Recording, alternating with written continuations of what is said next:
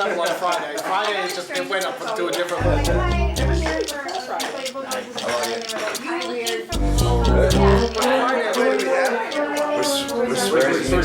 don't know, who's here, man? We're just gonna go ahead and get the meeting started. Okay. When you're ready, just, Do you know what this is? Not quite. This is the most important meeting. I get it. Do you know what this is? We've only got a few minutes to talk, and we've got a lot to talk about, and I want everyone's voices to get heard, so we're just gonna get started, all right? First thing we need to make sure is the Bozos are properly inflated. I know that it looked like one of our soldiers has kind of lost a little steam over the weekend.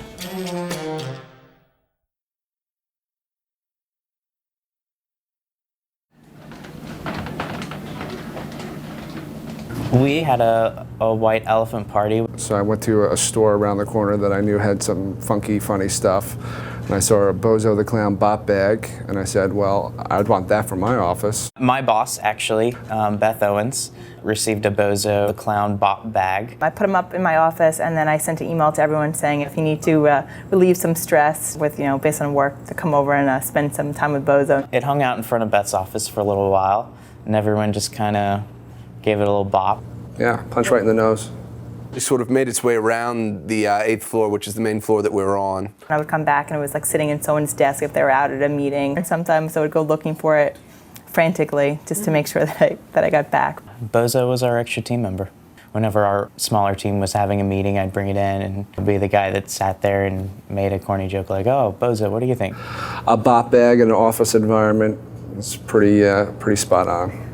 So finally, I moved it from outside and I put it on my windowsill just to kind of get it out of the way. For months, we had been listening to the most obnoxious jackhammering from the construction site outside. So then I tried to mess with the construction workers. So I just faced Bozo at the construction workers. Trying to see if we could spark some type of humor or conversation going on there, and it got no attention whatsoever. And I'd say we left the Bozo just sitting there in the window looking out for about a month.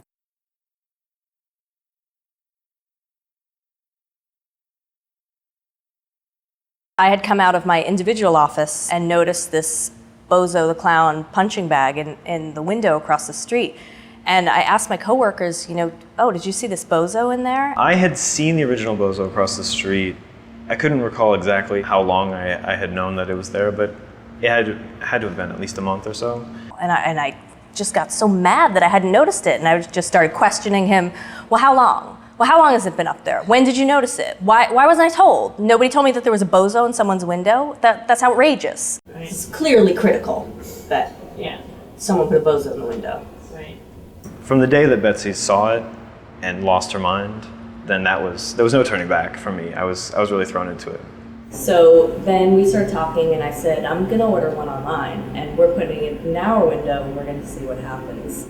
I ordered one from the first company that came up, and it arrived defective, but I didn't realize that. And I guess I was in such a panic when I got it. I was so happy. I just ripped it out of the box. So we blew it up, and then he started to die kind of immediately. So when we launched our first Bozo, we were taken aback by the picture that it presented. It looked really kind of beautiful and sad at the same time.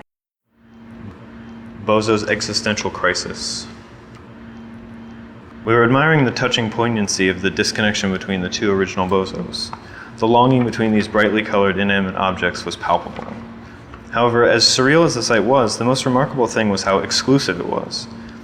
Here we have two 46-inch Bozo the Clown bop bags, locked hopelessly in each other's gaze, though separated forever by glass, brick, and 75 feet of Manhattan air. But the only way to experience the situation was to stand immediately behind one of them. That means only someone in our office or in their office would feel the heartbreaking power of this exchange. Someone in an office on the north side of the street will see our Bozo and think that there's little more behind it than a few coworkers' feeble attempt at brightening the soul-crushing monotony of their office environment, thus prolonging their miserable existence for at least a few more days. It's a bit more exciting than Casual Friday, but a step below burning the building to the ground.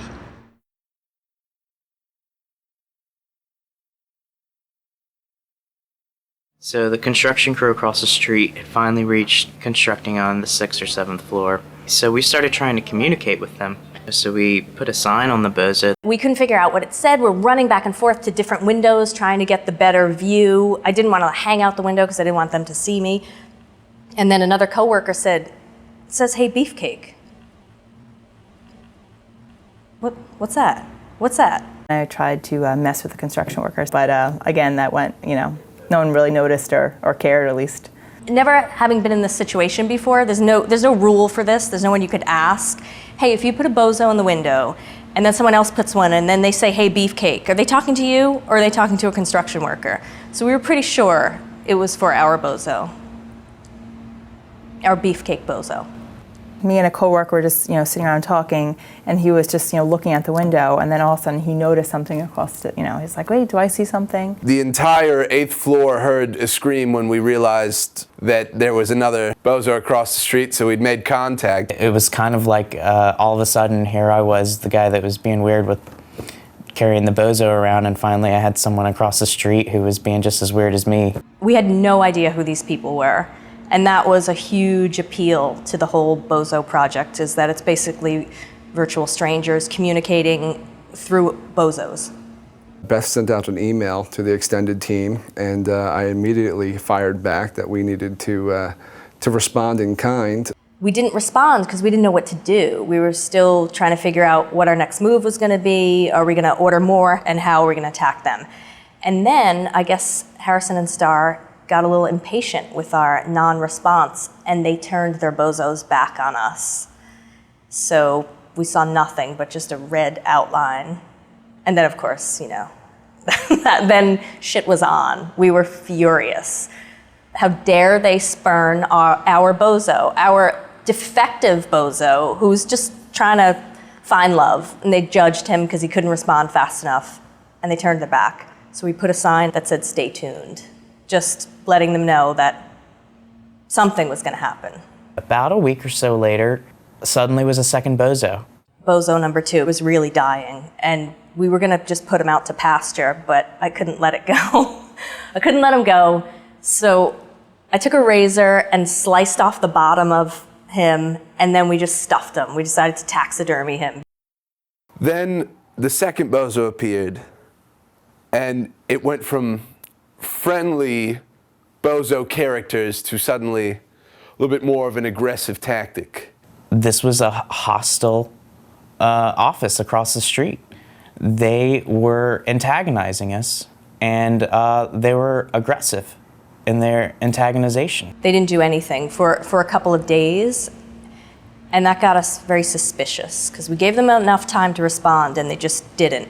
So we needed to stay one step ahead, and we had ordered 2 more, and we're waiting for them to come. We met as a team and discussed what we should do. There was talk of snipers taking out the Bozos across the street.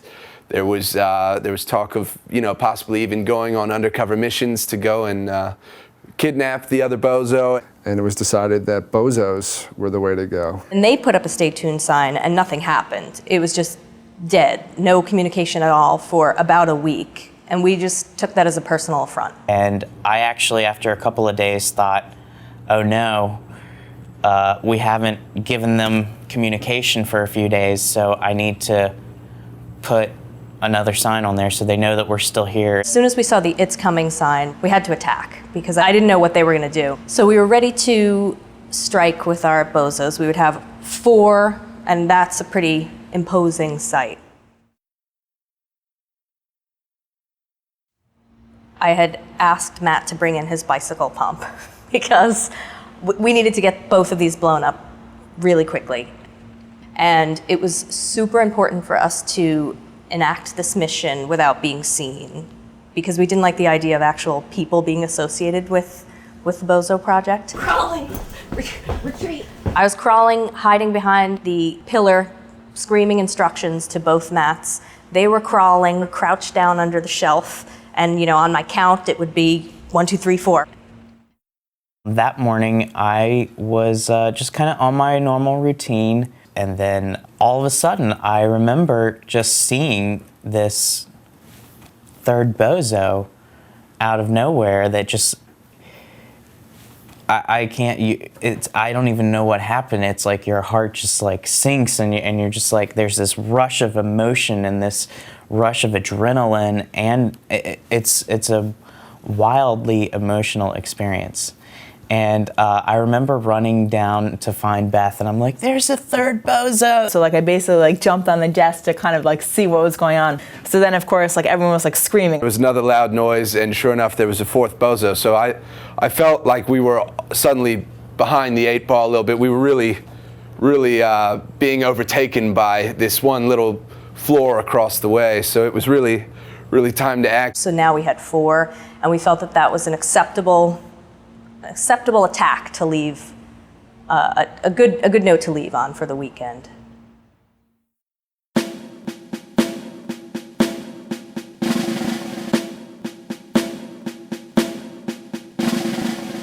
The Bozo plan followed protocol. You can't just do anything. We have to think about it and get everyone's buy-in and come up with a plan and the timeline, and it definitely followed how we plan our work as well. First thing we need to decide on is the title of this operation. Operation Cock and All. The second thing we need to decide on is what time we're going to actually deploy. Deployment, I think, at same exact time. Can we page deploy or something, and that's the key for everybody to shoot for like 9:55 and just have like a page deploy. gotta do it before 10:55. Yeah. Now let's just gotta make sure everything is still inflated. Why don't I get on that now? Yeah, you talk on that. Someone coordinate with Mary. I'll go call. We can try to register there. Call Mary. Go out to Larry's with 2 other people, bringing down the Bozos. Right. And then one of you in each office until you deploy. And bring them up. Why don't we leave right now, get to Larry's, get the Bozos, and find Mary Bonaccia so we get this stuff. Yeah, let's do it. Let's do this. This is war. War, people, war. What some of your classic military generals, like Ulysses S. Grant or George Washington, before they go into battle, do they sleep? Are they so anxious that they can't even like calm themselves down enough to take a nap? That's how like turned up I got about it. I couldn't stop thinking about it. So New York Magazine had published this article on their website about the Bozo War, and it just seemed like all hell broke loose after that, because the article said that there was going to be a big attack, a counterattack on us. Where's that one going? There's these other people. So Emma's good. I was giddy like a school child. It was probably the best Monday at work that I could think of in years. I mean, everyone was just laughing, and we were still working as we were getting ready, and people were in position. But you just walk down the hallway, and someone would be cracking up. Hold on. I'll get fired. All right, watch out so we can hide it before they see it. Uh-oh, windows are being opened? What's happening? It was that childlike anticipatory feeling of something big is going to happen. Ladies and gentlemen, are you ready? And it really did feel like a gift just for you. What the hell are you doing? Deploy in 3, 2, 1. Oh shit! Oh shit! All right, now run. Oh, you have to look up certain things. Holy shit, how much is spit take? It was like we were watching fireworks or something. Like everyone was just, wide-eyed, staring out the window and just trying to take it all in. It was really impressive. There you have to see their faces. You have to see their faces. Palm trees for our palm trees. Oh, that's too funny. Did it work? No, it's like good job. It's like putting soap suds in the fountain at the Bellagio. It's just something that you never really have the opportunity to do it, but it's something that you've always wanted to see, was that fountain just spewing soap suds. Oh my god! That is genius! I hate Harrison stars. Get me a palm tree!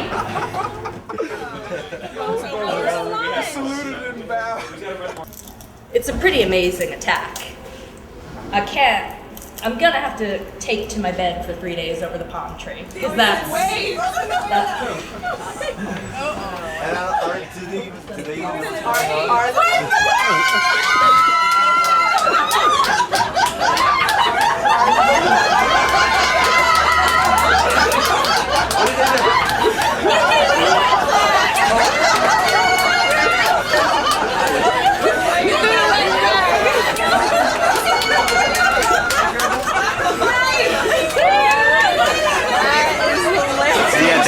waved a white flag. Good morning. Good morning, VideoHelper. What's going on? My name's Michael from Harrison and Star. How's it going? Yeah, leave it on. Hello? Good morning. Good morning. Can you all hear us? Yep, we're all here. Excellent. We've got everyone here as well. I don't know what to say in these situations. I've never been in this situation. It's very nice to talk to you, though. Well done. Thank you. Same to you all. Same to you all. I have a question though about your original Bozo. Sure. Was there a period where he was wearing like blue sunglasses or something? Yes. He was wearing 3D sunglasses. I just want you to know, don't think you're getting anything past us.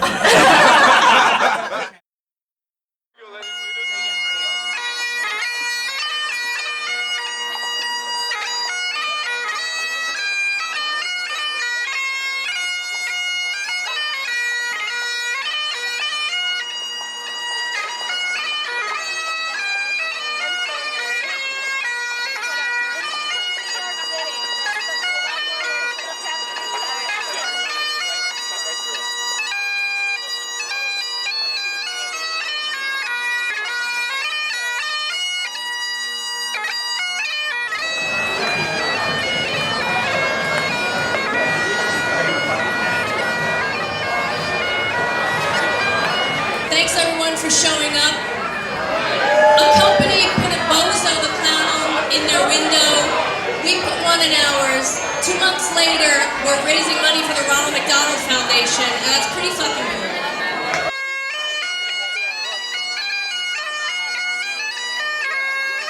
It's a huge pleasure for me and the rest of us from Harrison and Star, Endeavor Studios, and VideoHelper to be able to present you with this check. To say thank you so much. Thank you so much. This is a real pleasure. And from our clown back to Bozo again, from Ronald McDonald back to Bozo again, we want to say thank you so much for this. Absolutely welcome. Thank you This very is much. such a great cause. Thank you guys. Thank you very much. Thank you.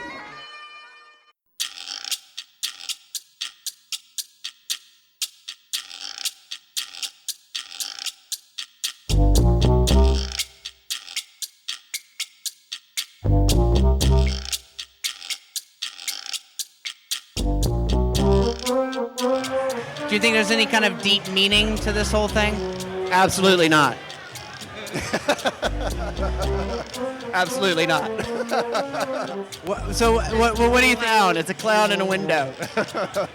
It was a clown smackdown is what it was.